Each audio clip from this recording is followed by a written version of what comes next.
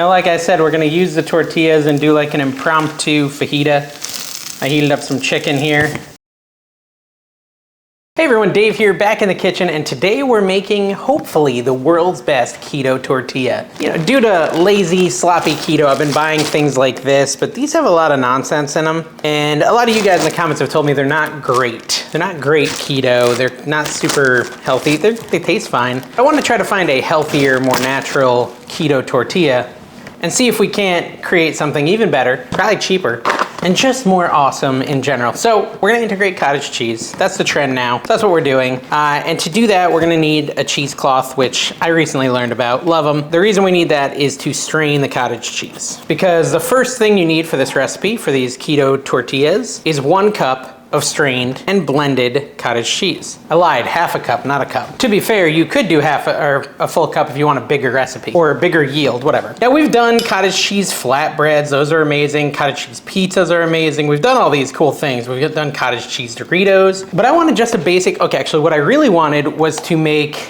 some sort of like Mexican recipes super keto-y. Okay, so with the cheesecloth, you just put your half cup of cottage cheese into the cloth and then you squeeze it and it's like popping a big mega pimple. It'll all that liquid will come right out and then you'll have nice strained cottage cheese. So that's what you want to do first. Now, if you don't have cheesecloth, you can just put it on a cookie sheet and use a paper towel to strain it. I've done that a lot, but this is more effective. It gets more of the liquid out. So I do think this is a better option. Then you just like end up with a nice ball of strained cottage cheese. All right, so anyways, we've got this half cup of drained or strained cottage cheese. We're gonna put it into a little Ninja Chop blender thingy or any old blender you wanna use. And we want to blend it up and make it smooth.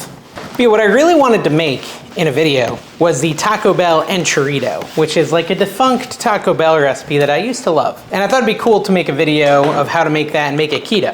To really pull that off, I need a keto tortilla. Why isn't it working? All right, work this time. Oh, no. So I figured my first step was to figure out how to make the tortilla, then I can go make the actual other recipe once I have a good recipe for a tortilla. I got a different extension cord, hopefully it works this time. All right, so we got some smooth cottage cheese. Now we need a half cup of mozzarella cheese. That's gonna be part of this tortilla shell as well. I can go a little over. And we're gonna microwave that for 30 seconds to melt it.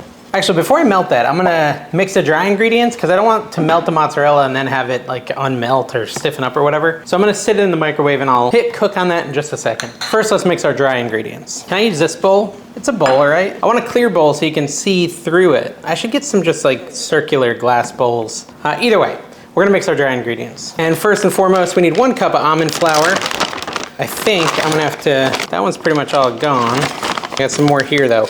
Don't worry, I've got more. Green-wise, uh-oh, spilling everywhere. Okay, a cup of almond flour in the thingy, and then put it into a bowl. Then you want to grab a 1/4 cup of coconut flour, which is a little higher carb, I think, but usually it makes the recipe better. Guys, if you haven't already, can you do me a favor and subscribe? Add a 1/4 cup. I looked and like 75% of the people who watch are not subscribed, so if you hit that subscribe button, that helps me out.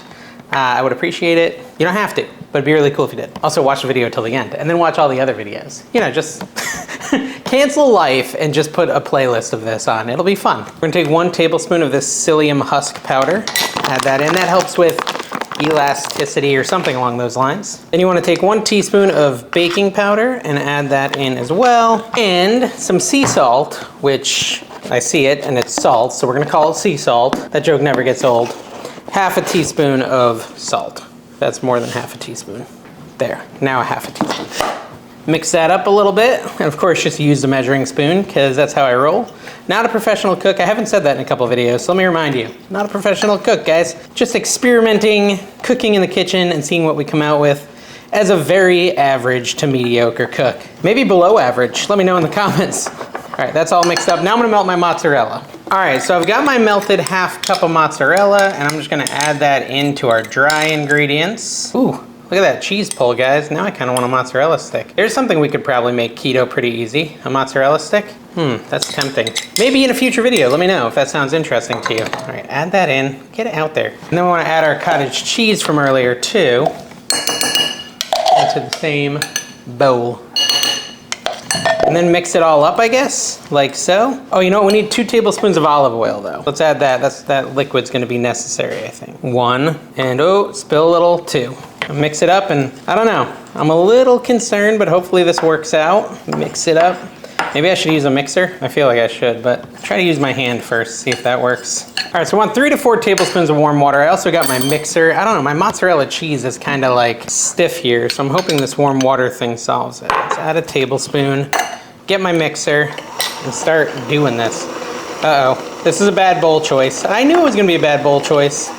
It's flying everywhere. Oh man, I'm making a mess.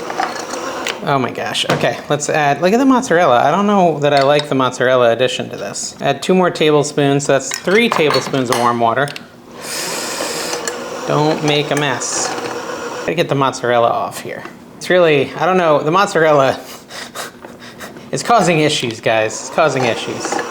So I think honestly, I might just take out these mozzarella chunks because the mozzarella, and maybe just don't do the mozzarella part because mozzarella was optional in this recipe. I mean, I might leave some of the little small bits, but these big bits that like re-hardened, I think they're just causing issues. So I'm just gonna take them out, whatever. It's about a half a cup. Now let's mix it up. Look at that, the mozzarella, still problematic. I'm gonna do 1 more tablespoon of the warm water. That would be 4 total, and mix again.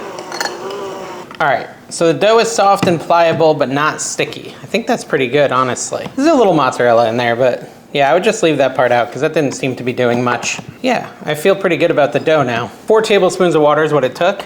Now we want to let the dough rest for 10 to 15 minutes. So I'm just gonna, I don't know, do I need to cover it? I'll tell you.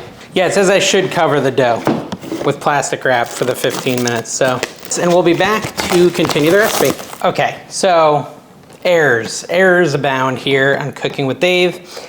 I realized as I was cleaning up, I forgot to add the egg. The egg was supposed to go in with the cottage cheese before I blended it all together. And so I just added the egg post-mortem, post-dough mortem. After about resting it for 3 minutes, I added the egg and I blended it in with my blender and I recorded it, but then I dropped something on my power cord and it crashed my camera. The camera turned off and that footage got deleted. So I'll just tell you, make sure you add the egg. I've added the egg now, and I'm not sure if it was too late. Let me ask ChatGPT. ChatGPT says adding the egg late should not be a major issue, especially since you caught it early on. Just make sure everything's well combined. You added the egg. You might need to rest the dough an extra 5 to 10 minutes. Okay, so even though I lost the footage where I actually added the egg, I can at least tell you, make sure you add an egg during the cottage cheese phase. I've got it in mind. We've still got like 7 minutes of resting. I'll be back. It has been like 15 minutes for the dough to rest. And now I'm gonna take it out. I wanna take small balls, like so. Is that small enough? Pretty small balls, like so. Tina's laughing in there. So childish, you know? I'm very mature. All right, so anyways, balls, whole bunch of balls onto the parchment paper, like so. These are gonna be our tortillas. You know, even if you can do them, but it's not a big deal if you can't. If they're gonna be uneven, that's okay too. I'm excited about these. Okay, so we were supposed to like roll these, or put them in parchment paper and roll them into tortillas. But I think I'm gonna start by squishing them down by hand, like a smash burger, and then I'll take my roller to them. I don't know if I gave myself enough room in between the tortillas. I feel like, I see it's sticking. Oh, that's disappointing. All right, we're gonna need to do something here. I don't know what. All right, I'm gonna try this again, guys. I was hoping I had cooking spray, but I don't. I got new parchment paper. I'm just gonna put a little olive oil on it and brush that in hopes that that will keep it from sticking. I also put the dough in the fridge for a couple minutes, figuring if it was a little cooler, it would help. Okay, a little more olive oil. Cooking spray would definitely be easier, but I cannot find it. Hey, you know what though? This gives me a chance to be an artist and paint. And then I'll take the other one and get a little oil on that side.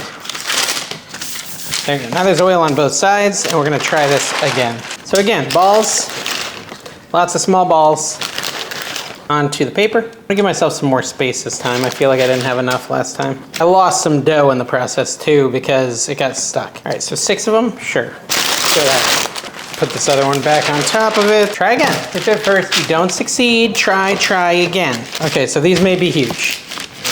I'm realizing, oh my gosh. too thin? How thin should they be? All right, that one might be too thin. Let me try this. It's gonna be an art to it, and I'm gonna have to master said art. Those two seem better than that one. I would maybe work in batches. I feel like trying to do them all at once might have been a mistake here. Okay, let's take a look at the ones I've got so far. Yeah, this one I went too hard on. Don't push that hard. All right, let's see if we can get this off. Put it onto the cookie sheet without damaging it. Yes. Try this one. Are these then gonna stick to the cookie sheet though? I don't know. We're learning as we go here, folks. Always learning on Cooking with Dave. There we go. Now into the oven at 350. Computer, set a timer for 3 minutes. And we're gonna fry and bake them. All right, so we bakeified these for 3 to 5 minutes. Are they actually gonna come off of here? I don't know. Now we're supposed to fry them on a skillet of some sort. I could use a skillet over on the stovetop, but I thought it'd be more adventurous to use the Blackstone thingy here. Easier for you guys to see too. Throw some oil on it? Probably. Let me throw some oil on it. Spread that out. Oops, make a huge mess. Get oil everywhere, as is typical. And then just plop them on there. I guess it's not fully heated up yet, but that's all right. It'll heat up in a second. The spatula is nice for getting them off of the tray. So now we cook them up. They're not perfect looking, but come on, it's Cooking with Dave. If they were perfect looking, you'd be literally watching all the other YouTube channels. All right, so in a couple minutes, our tortillas are cooking. We're gonna flip them over. They look like tortillas. Hey, look at that. It looks like a tortilla. Give it a couple minutes on this side, and then they should be done. We can try them, although I didn't really think to cook anything. Oh, you know, I cook up some chicken. I've got some chicken here. I'll throw it on here and cook it up so I can try it with some chicken. Frozen chicken, but it'll do. It'll do. All right, these are probably, yeah, look at that, tortilla'd.